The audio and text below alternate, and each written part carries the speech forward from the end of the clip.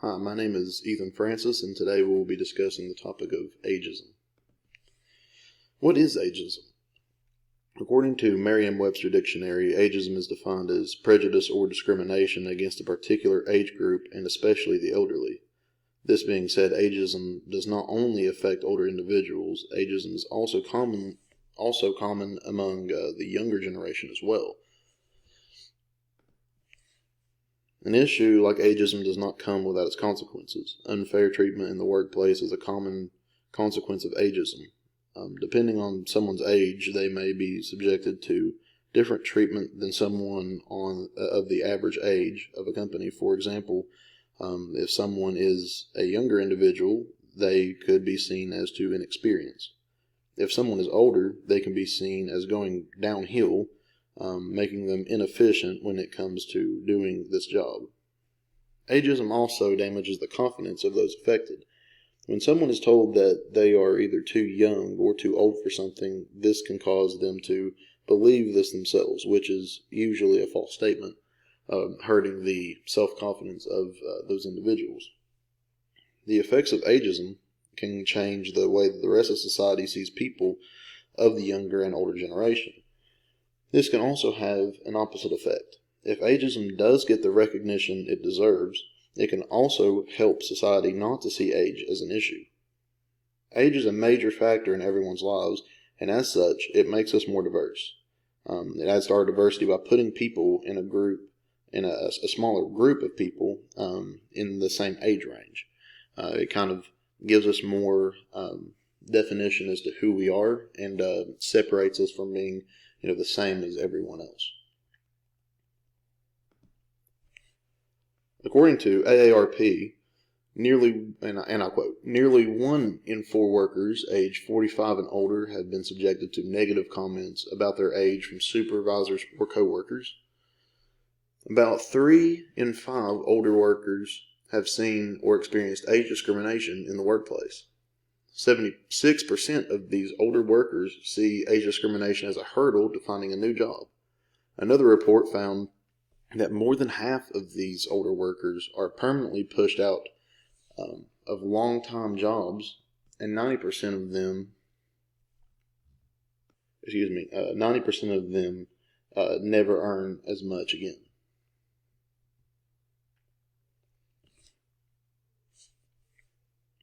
These statistics are shocking. Most people would not think about the negative effects ageism can have for people working in certain environments.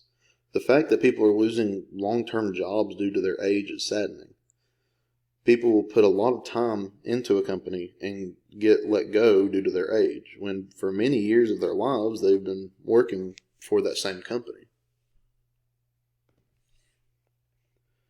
Ageism is a major fact when it comes to intersectionality. Intersectionality, according to Merriam-Webster Dictionary, is the complex, cumulative way in which the effects of multiple forms of discrimination, such as racism, sexism, and classism, combine, overlap, or intersect, especially in the experiences of marginalized individuals or groups.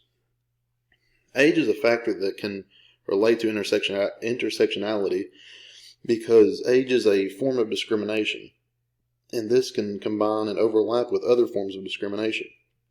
For example, say a 65-year-old African-American woman, she would fall under the categories of being African-American as well as an older individual. You could say the same thing about sexual orientation. If there was a 70-year-old gay man, he would also fall into homosexuality as well as his age. And not to forget that the youth or the younger generation is also affected by ageism. So an example of them with intersectionality would be a blonde 16-year-old man or male or female. This follows like their disability as well as their gender and their age. So intersectionality and ageism are very close knit because it is a form of is a form of discrimination, just like all these other issues that can overlap.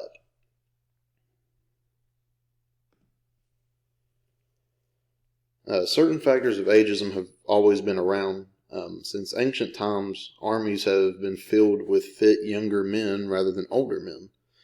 This was because older men were seen as weak in comparison to a younger man. The term ageism was coined by Robert N. Butler in 1969 in a Washington Post interview.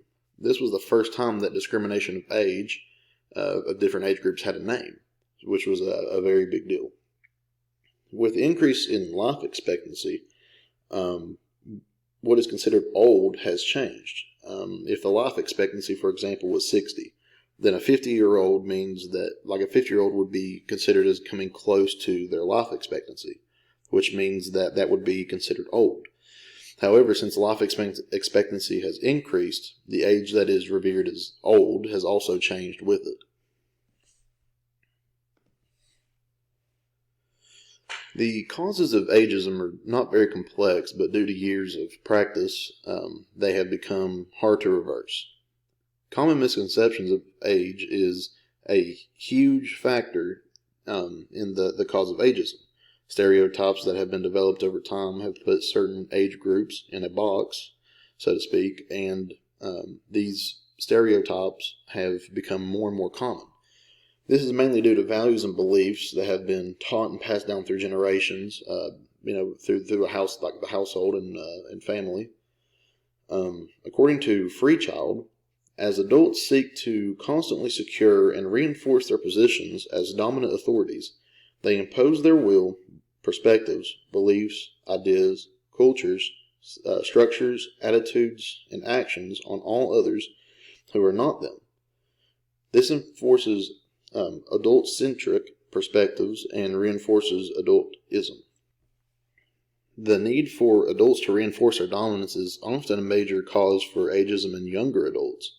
Forcing dominance on younger adults reinforces the belief that younger individuals are inferior due to their age. Some historic events have had an effect on ageism.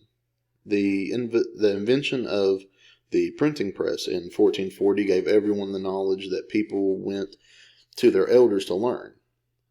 People could read these things instead of looking to the elderly to give them the information that they knew. Another very big historical factor, was the Industrial Revolution. This had a huge impact on ageism. When the factories opened, it gave the younger generation opportunities to work in big cities. This caused many young people to leave the farms and small towns and to move into these factories and cities. This also left the elderly to tend to the farms while the younger generation that helped them were off working in these factories.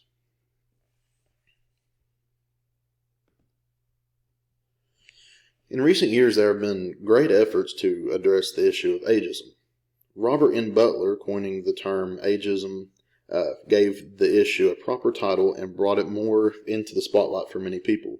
Since Butler coined the term in 1969, organizations such as WHO, or the World Health Organization, have been investing their efforts into raising awareness for this issue. They do this by gathering evidence of ageism, building a global coalition of stakeholders to lead the way towards a non-ageist world, raising awareness about the need to tackle ageism. That was directly from the World Health Organization's website.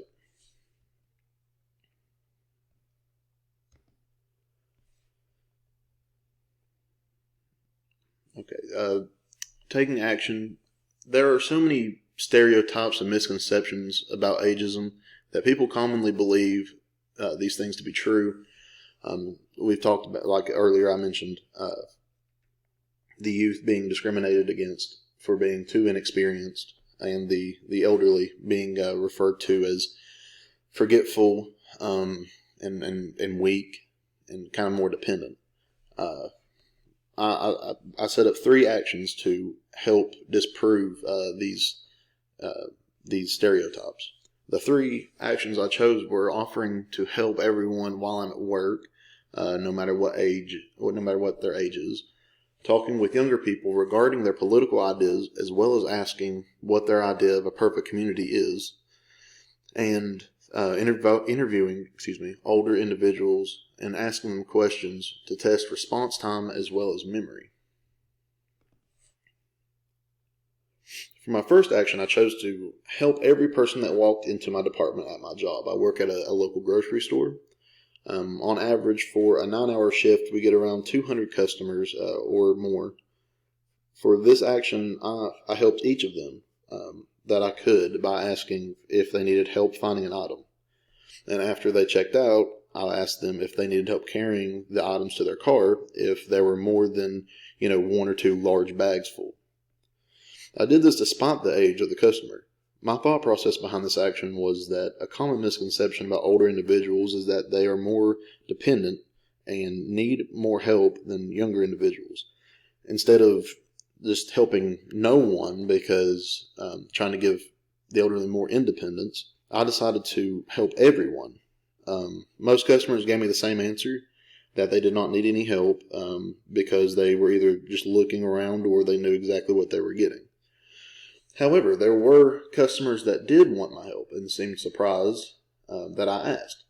The misconception that older individuals need more help than the younger generation was shown false during this action because it was actually the younger individuals who accepted my help more than the elderly. My second action was targeted towards the younger generation. A common misconception about young adults is that they are too young and uneducated to make important decisions. To challenge this, I interviewed Brooke Fannin, a 19-year-old girl from Eastern Kentucky. I asked Brooke, "What do you think of the state of our country as a whole?" She responded with, "I think our country is messed up.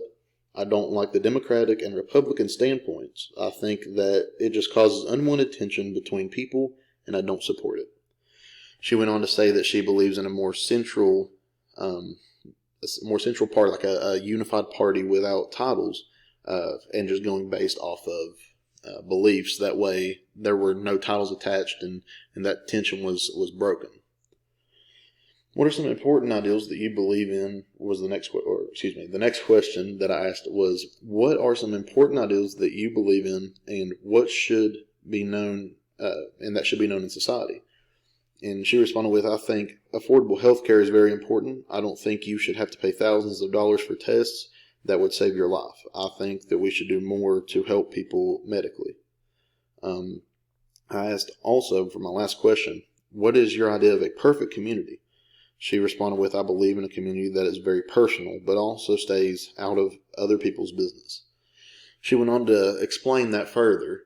She said that she believed that everybody should be more personal and caring for their neighbor.